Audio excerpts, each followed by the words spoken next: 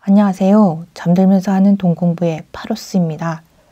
오늘은 저자 한오백의 부자들의 생각에서 우리가 부자가 되는데 가장 큰 걸림돌이 되는 법칙에 대해 살펴보도록 하겠습니다. 독일의 학자 에른스트 하인리 베보와 구스타프 페이너의 이름을 딴 이 법칙은 자극의 강도와 사람의 감각 사이에는 일정한 비례관계가 존재한다는 것을 설명해준다. 자극이 강할수록 자극의 변화를 느끼려면 변화의 차이가 커야 한다. 예를 들어 양초 10개가 켜 있는 방 1개를 더 켜면 방이 환해졌다고 느낀다. 그런데 양초 100개가 켜 있는 방에 1개를 더 켜면 아무런 차이를 느끼지 못한다. 이 법칙에 따르면 양초 100개를 켠 방에서는 양초 10개를 더 켜야 양초 10개에서 하나 늘었을 때 정도의 차이를 느낄 수 있다. 이처럼 인간의 감각에 영향을 미치는 외부 자극의 강도는 절대적인 것이 아니라 상대적이다. 어떤 조건에서 자극을 받느냐에 따라 느낌이 확 달라진다. 양초 하나를 켜는 경우 양초 100개가 켜진 방보다는 캄캄한 방에서 켰을 때 훨씬 밝게 느껴진다. 이 법칙은 일상 곳곳에서 쉽게 발견된다.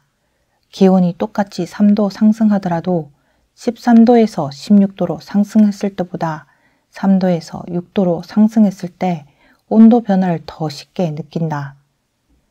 베버 페이너의 법칙은 돈에 대한 감각에서도 나타난다. 10유로와 15유로의 차이는 크게 느껴지지만 120유로와 125유로의 차이는 크게 느껴지지 않는다. 앞의 실험에서 참가자들이 보인 반응도 이 때문이다. 15유로짜리 계산기를 10유로에 살 수 있다면 20번을 더 가더라도 다른 가게에서 산다. 그러나 120유로짜리 계산기를 살 때는 120유로에 살 수 있다고 해도 굳이 다른 가게로 가지 않는다.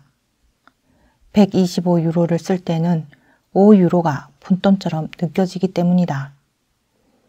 베버 페이너의 법칙은 우리를 부자가 되지 못하게 막는 가장 큰 걸림돌이다. 얼마 되지도 않는데 라는 생각이야말로 최악의 생활비 파괴자다. 특히 그것은 우리가 큰 돈을 쓸 때 어김없이 나타나 고생해서 번 돈을 지도 새도 모르게 없애버린다. 1000유로짜리 새 노트북을 산다고 해보자. 오랫동안 마음에 담아 두었던 노트북을 골라서 계산하려고 할 때 점원이 고장이나 분실을 대비해 보험에 가입하는 게 어떻겠냐고 묻는다.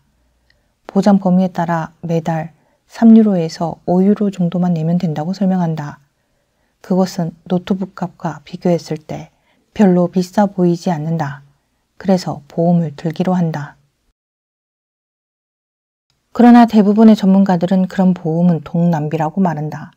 매달 3유로씩만 해도 1년이면 30유로이다. 보험에 들어있다고 해서 마냥 안심할 수 있는 것도 아니다. 고장나서 수리를 맡길 때 보험 혜택을 받으려면 자신의 부주의로 고장난 것이 아님을 증명해야 한다. 게다가 수리비 일부를 자비로 부담해야 한다. 수리 기간에 받아 쓰는 대용품은 원래 노트북보다 사양이 떨어진다. 오래된 노트북이라면 부품 가격이 이미 지불한 보험료보다 싼 경우도 많다. 부품보다 훨씬 중요한 데이터는 보험 대상이 아니다.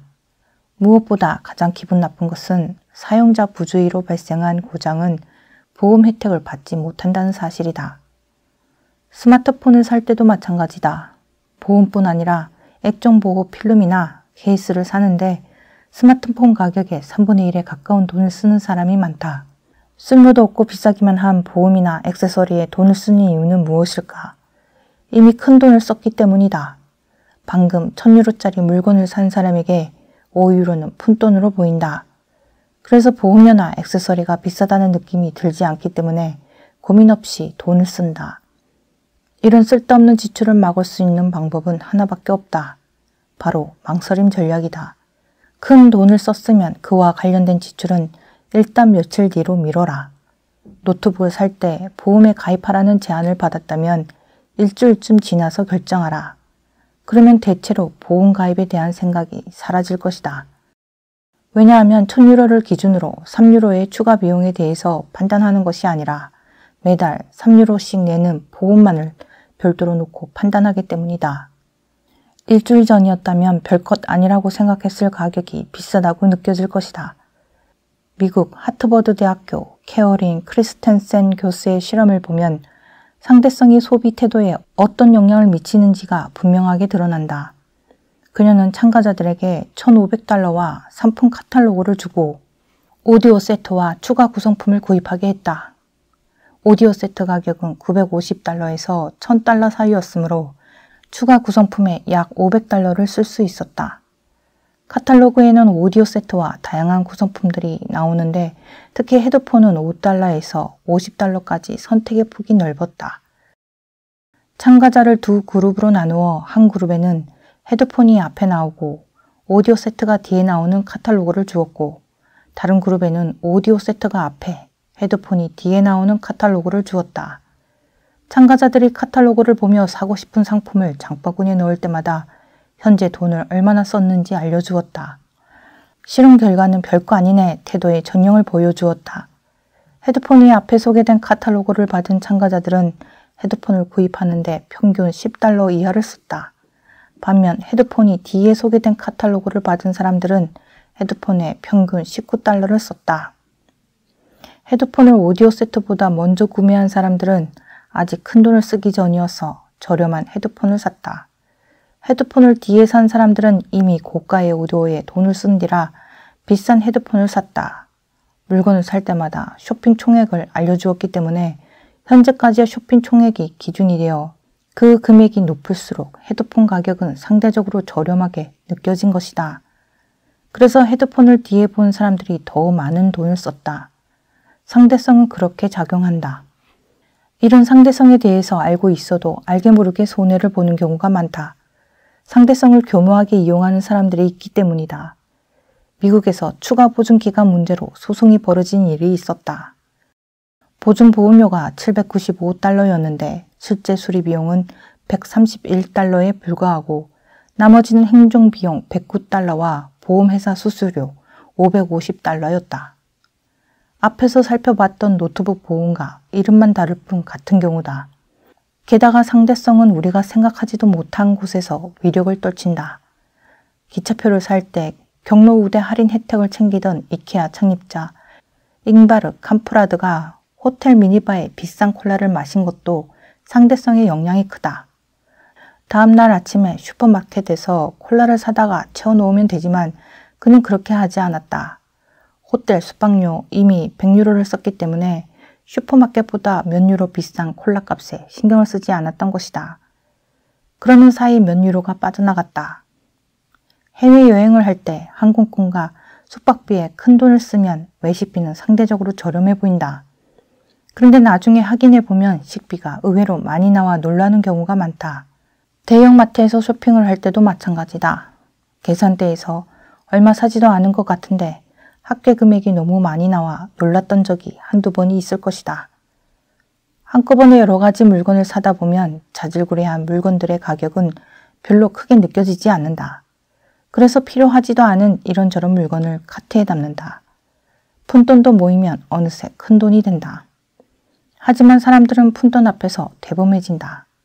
왜 1유로짜리가 100개면 100유로라는 사실을 모르는 걸까? 이것에 대해서는 뒤에 다시 얘기하기로 하자. 규모가 큰 소비를 할 때는 특히 더 조심해야 한다. 자칫하면 엄청난 손해를 볼 수 있기 때문이다. 예를 들어 결혼을 앞두고 있다고 해보자.